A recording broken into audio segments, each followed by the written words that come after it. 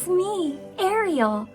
I'm gonna read you a lovely story today from this book, 5-Minute Princess Stories. This one is from my story, The Little Mermaid. It's called A Special Song. So grab your blanket or your favorite pillow or your favorite stuffed animal, cuddle up nice and close, and let's read this story.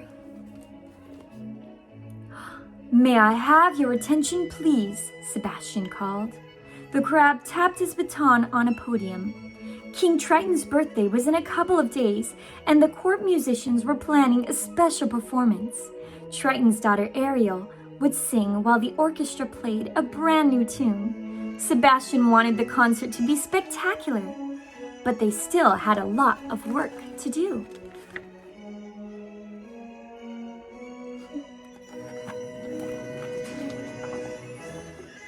The crab raised his baton, and the musicians began to play.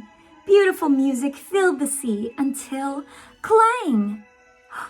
Who did that? Sebastian demanded. I did. A young mermaid named Coral replied quietly. The best way to play the cymbals is to hold on to them. Now, if there are no more interruptions, Sebastian said grumpily, let's continue. The rehearsal went from bad to worse. Coral dropped her cymbal a second time, clang! Then she tripped and landed on top of a kettle drum. As Ariel watched, Sebastian threw down his baton. Rehearsal is over, the crab yelled, and stormed off.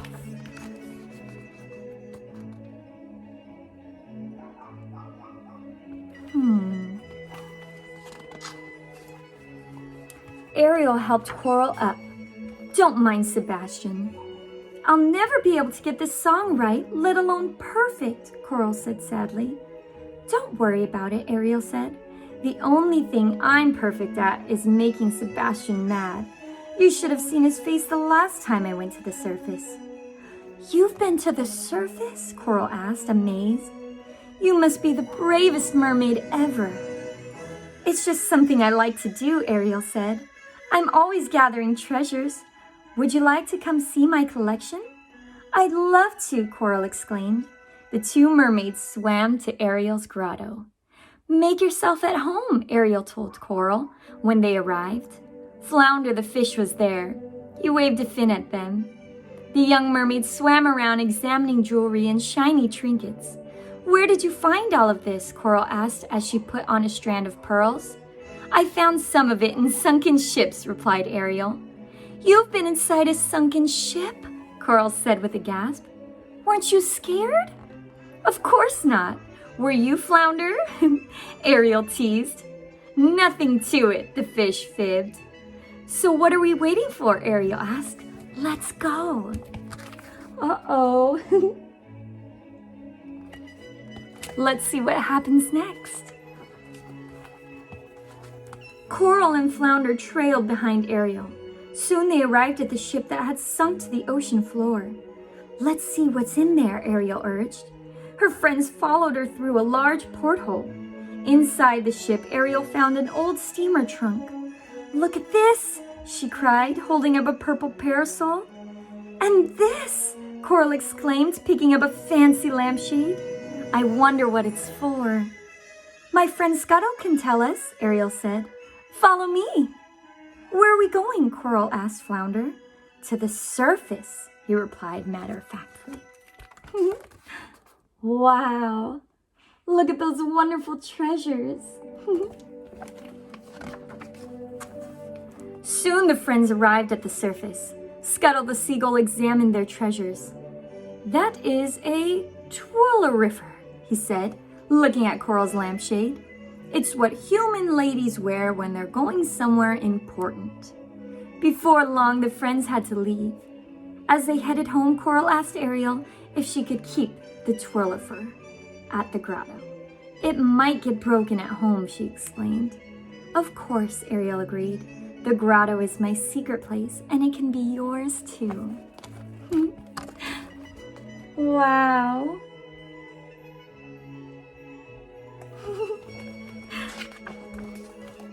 A few days later, as Ariel swam toward the grotto, she heard someone singing.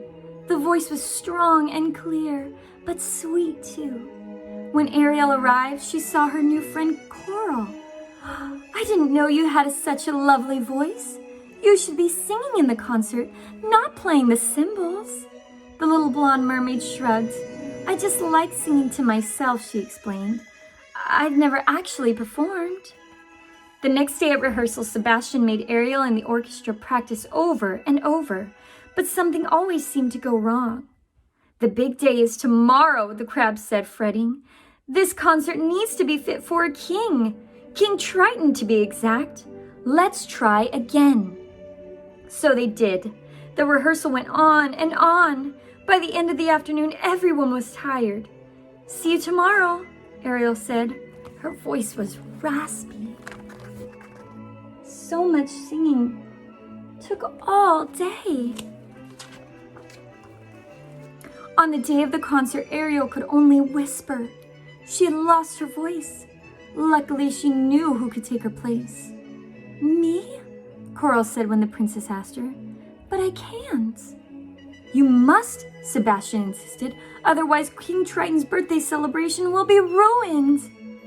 "I can't sing in front of a crowd of mer people," Coral said, pleading.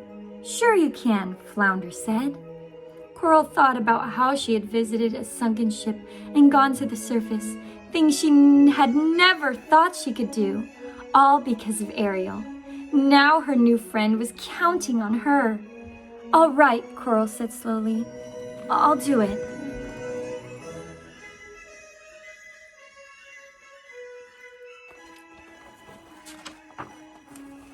That night, when Coral peeked out from backstage, she nearly fainted. The entire kingdom was there, including her parents and her brothers and sisters. King Triton and Ariel sat in the royal box. When it was time, Coral took a deep breath and swam on stage. As the orchestra started playing, she sang softly. But as she went on, Coral's voice got louder. Before she knew it, the concert was over, and the audience began to clap and cheer. "Coral," said Sebastian, smiling, "you can give away your cymbals. From now on, you are going to be a court singer."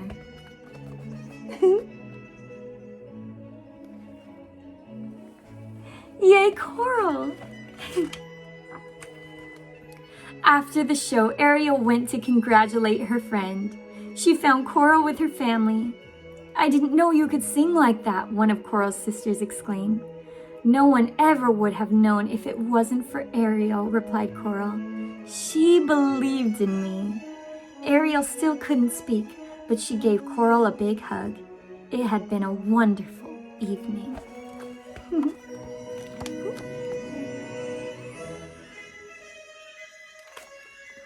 The end.